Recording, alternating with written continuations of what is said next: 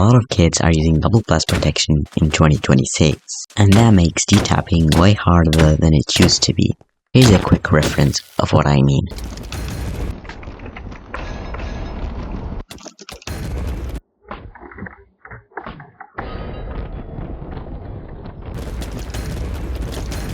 As you can see, it's not working as without double.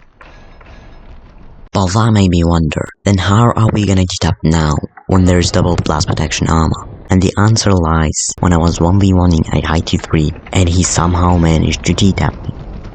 But in another way than you expect. You see, when performing a double tap, you usually hit your sword first, then switch to obsidian, place it, switch to crystal, and time your crystals to match the hurt tick time.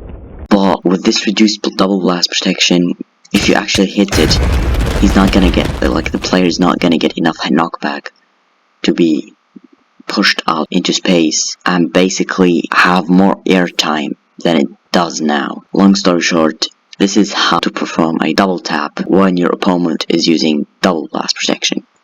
So the first step is, what you're gonna do is hit your opponent just as you do a normal DTap, but this time you're only gonna pop one of his totems using the crystal and the other one using an anchor. So this is how it's done. If you are, however, new to this method and you find it really hard to pull this off in an actual fight, then it's actually gonna be a good idea to pre-place the anchor maybe, so that when you crystal you can just double tap like that. But you gotta be sure to time your hits, otherwise it won't work.